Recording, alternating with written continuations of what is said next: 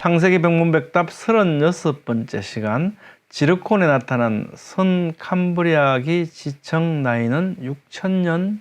여러분들께서 하나님의 말씀을 나누는 이 일에 함께 하시고 이 채널이 계속 유지되고 발전되길 원하신다면 여러분의 구독, 좋아요, 알림, 댓글이 큰 힘이 된다고 합니다.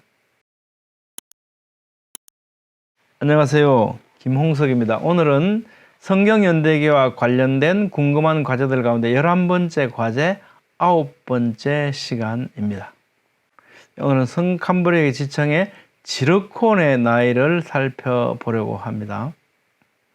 1974년 로스알라모스 국립연구소는 미국 뉴멕시코 근처의 자메스 산에서 3마일, 약 4.8km죠.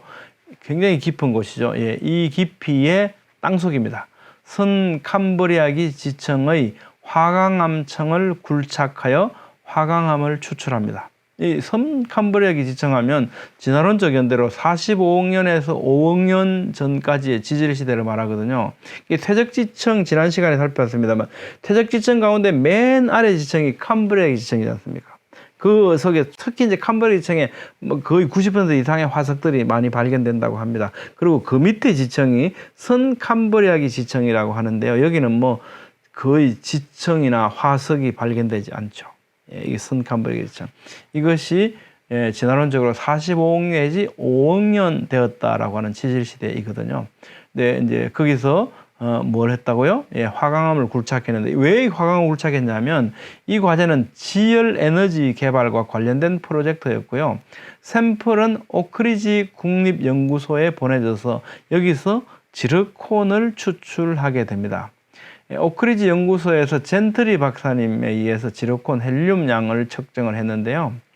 놀랍게도 헬륨은 이 휘발성이 강해서 오래된 암석에서는 검출이 안 돼야 되는데 이 선캄브리아기 지청에서 발견된 추출한 이 지르콘에서 헬륨이 많이 함유되어 있다는 걸 발견하게 되는 거죠.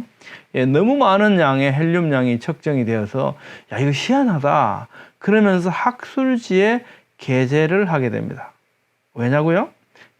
헬륨은 휘발성이 강해서 오래된 암석에서 추출 안 돼야 되는데 이 선캄브리아기 지청이면 45억 년 내지 5억 년 됐다고 하는데 여기서 추출된 이 지르콘 속에 헬륨이 많이 들어있다는 게 발견되니까요. 그래서 이 논문지에 이제 실리게 됩니다. 선캄브리아기 지청 화강암 지르콘의 헬륨량 이렇게 나오더라는 거죠. 이게 82년입니다. 녹은 바위에서 지르콘 결정이 형성될 때는요, 우라늄이 흡착하게 되고 납은 원자 크기가 너무 커서 결정 형성 시에 배제된다고 합니다. 여러분들께서도 마찬가지고 저도 마찬가지고 대부분 우리 이 분야의 전문가는 아니거든요. 그런데 논리적으로 충분히 이해할 수 있는 겁니다. 그래서 야 이거 뭐 어렵다 생각하실 필요 없고요. 저도 여기에 전문가 아니거든요. 같이 한번 살펴보면 우리에게 큰 힌트를 줍니다. 연대 문제에 있어서요. 자, 결과적으로 지르콘 결정은요, 우라늄 방사능을 가지게 됩니다. 우라늄은 헬륨 방출 과정을 거쳐서 납으로 방사선 붕괴를 하게 되죠. 우리 잘 알지 않습니까? 뭐 우라늄 납 방법 이렇게 알 수 있습니다. 자, 그러면 우라늄 붕괴 과정에서요. 자, 우라늄이 그죠? 이 지르콘 안에 우라늄이 붕괴 과정에서 8개의 알파 입자 헬륨 원자가 방출된다고 합니다. 8개 됩니다. 그러면서 뭐가 되냐? 납으로 안정화된다는 거죠. 우라늄이 납으로 안정화되는 이 과정이 8개의 알파 입자, 헬륨 입자를 방출하면서 이렇게 핵분열이 일어난다. 이렇게 생각하면 되겠죠. 납 원자당 8개의 헬륨이 발생되고요. 우라늄과 납의 비율로 우라늄 동위원소 반감기를 이용한 연대 측정이 가능하게 됩니다. 이게 우라늄 납시계라고 말하지 않습니까? 로스알라모스 연구소는요, 우라늄 납시계로 연대 측정을 실시한 결과, 이건 15억 년 된 화강암이다라고 이 연대를 결정합니다. 15억 년 됐다. 그죠? 1.5 빌리언 이어스. 자, 오크리지 연구소의 젠트리 박사의 측정에 의하면 지르콘의 아직까지도 다량의 헬륨이 남아있다는 것은 야, 이건 그렇게 오래되었다? 이상하다, 뭔가 이상하다는 거죠. 예, 그러면서 이 연구를 계속하게 되는데요. 암석의 온도가 높을수록 헬륨량은 적었다. 그러니까 깊이 있는 암석일수록 이제 온도가 지열 때문에 높고요. 이제 덜 깊은 건 온도가 좀 덜 높죠. 예, 그렇습니다. 그래서 암석의 온도가 높을수록 예, 헬륨량은 적었다. 많이 빠져나가고 덜 남았더라는 거죠. 이런 걸 발견하게 되고요. 지르콘 결정의 온도가 높을수록 헬륨의 유출 속도가 가속된다는 것을 알게 됩니다. 지르콘 헬륨은 유출되어서 주위의 바이오타이트로 확산됩니다. 바이오타이트는 이게 흑운모입니다. 운모, 흑운모. 입니다. 유출 비율은 모르고 있는 상태였습니다. 그래서 여기에 대한 연구를 이제 시작하게 된 겁니다. 지르콘 나이를 15억년으로 보는 모델. 아까 그 우라늄 납 방법에 의해서 어떻게 해요? 이 15억년이라고 결정을 했지 않습니까? 그래서 자, 그럼 15억년이라고 했을 때의 모델과 또 지르콘 나이를 아니야, 6천년밖에 안 됐을 거야. 성경연대기를 이 사람은 염두에 둔 것 같아요. 그래서 6천년으로 보는 모델, 두 개의 모델을 사용해서 헬륨의 유출 비율을 예측을 하게 됩니다. 그러면서 아마 6천년밖에 안 됐다면 이렇게 될 거야. 근데 만약에 15억년이 되었다면 이렇게 될 거야 라는 거죠. 온도에 따라서 유출 비율이 달라지니까요. 그래서 두 개의 모델에 의해서 만약에 어느 것이 맞는가를 이 예측한 값에 실제 측정한 값을 갖다 대면 어느 게 맞는가를 알 수 있게 이렇게 두 모델을 같이 사용해서 예측을 했고요.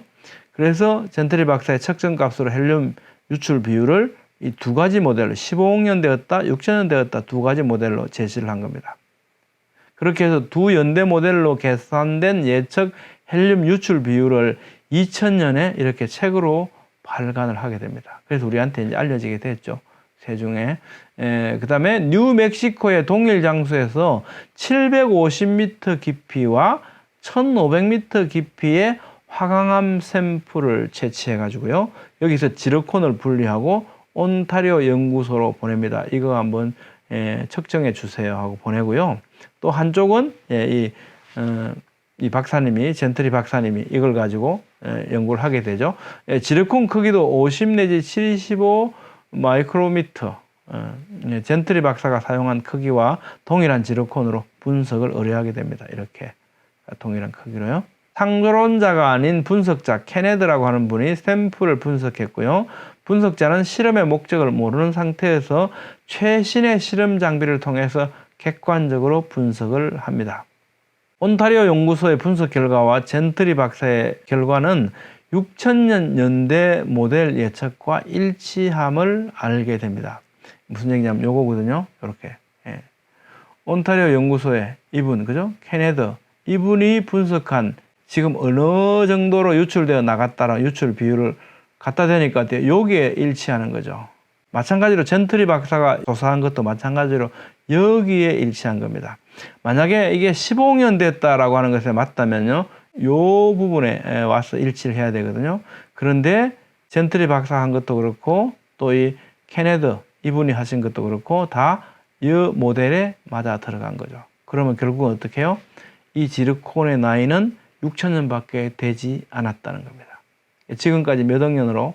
15억년으로 계산을 했거든요. 뭐에 의해서? 방사성 동위원소 측정에 의해서요. 지난 시간에 방사성 동위원소 측정, 그리고 또 방사성탄소 연대 측정 우리가 살펴봤지 않습니까? 이번에는 헬륨의 유출 비율에 의해서 한번 산정해 본 겁니다.